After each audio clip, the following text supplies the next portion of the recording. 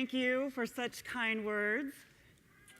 And it's hard not to give 100% when you have a husband that always gives 120%, which is so great. And thank you for letting me be up here and present some of my thoughts up on the stage today. Thank you, Dr. Gilles Marsh, for having such a great event. I want to let you all know how much energy and effort he puts into this, that you can have a great experience that will influence your life so you can go and influence the life of your patients. Because isn't that why we do what we do? So we can help other people's lives. So that's why I do what I do. I'm very passionate about helping people gain health. And chiropractic, and my pursuit of chiropractic, has been the pinnacle of my desire to help people gain more health and wellness as well. And along my path to becoming a chiropractor, I've done a few things to create a foundation. And those things involved physical motion. I was a personal trainer. I worked with physical therapy and sports medicine for several years before I decided to become a chiropractor. And while I love to talk about chiropractic, I'm going to talk about something that I think supports the chiropractic adjustment as well as the psyche of our patients and of you, the doctor, because I think you guys will benefit from this as well. And the thing that I'm really passionate about happens to be posture.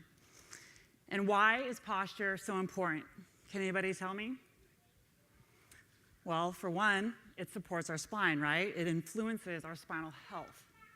But what else does it influence? What does posture influence? Do you think that it can influence your state of mind and your mood? Do you think that it can influence your perception of somebody else and even of yourself? You know, for example, if I walked up here and I was like, "Hi, I'm Dr. Melissa LaMarche. Do I look like 100% right now?" Or if I walk up and I say, "Hi, I'm Dr. Melissa LaMarche. Does this look like 100%? Right. So, you know, when you see a patient coming into your office, what can you learn from them from their posture? You can learn a lot. You can think, is this person happy? Is this person sad? Is this person being made? Or is this person being broken? Right? What kind of a posture do we have when we are in a sympathetic mode? Exactly. Fear posture. And what does that do to us? It keeps us down. It bends our spine. It gives us forward head posture. And what does that do? It suppresses our cognition. It suppresses our frontal lobe. And what do we get when we don't have a frontal lobe that's functioning? We don't have a lot of thought, right? We just kind of sit around and we're drones.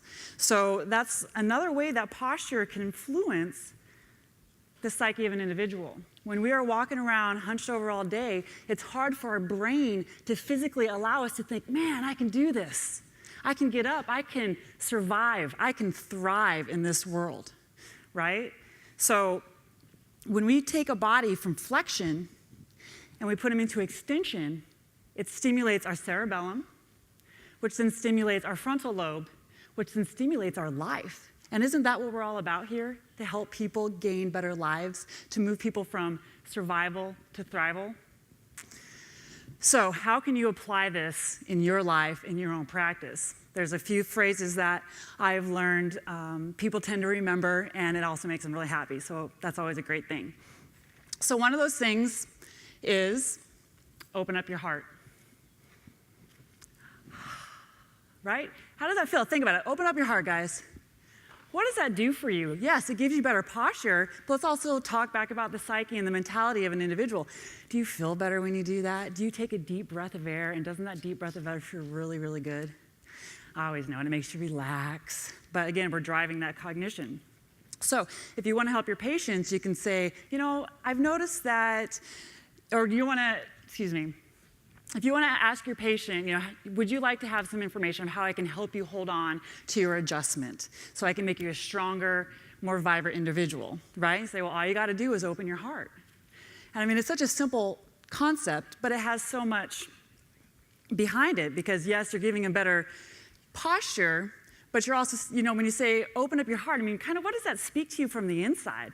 It thinks love, right? So when I ask people about when they walk, I'll say, lead with your heart. So you open up your heart, and then you lead with your heart, and you lead with that chest forward posture, and so that forward posture that we all see walking around today, right? So these are phrases that people can think about that makes it simple for them. How can I have better posture? How can I hold on to my adjustment longer? And how can I be stronger in this life? Open up your heart and lead with your heart. And what's one of the last things? What do we all see a lot? Forward head posture, right?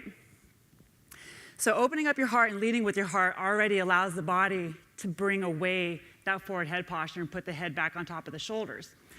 But another thing I've also learned for people, because most people are like, oh, bring your head back. They're all like this, and it's really hard to walk when you have to bring your eyes down. So the next thing I'll say is just keep your nose above water.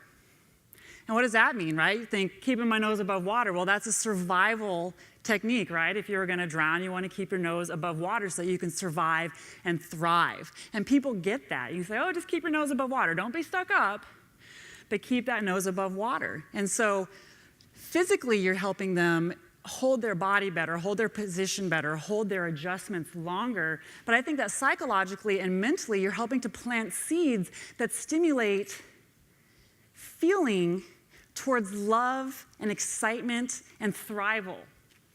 Do you guys get what I'm saying? Do you feel what I'm saying? So by 3 simple things: open your heart, lead with your heart, and keep your nose above water, you can help change not only your life, but the life of your patients and, of course, hopefully the world. So thank you so much for your time today, and I hope you all enjoy the rest of your day.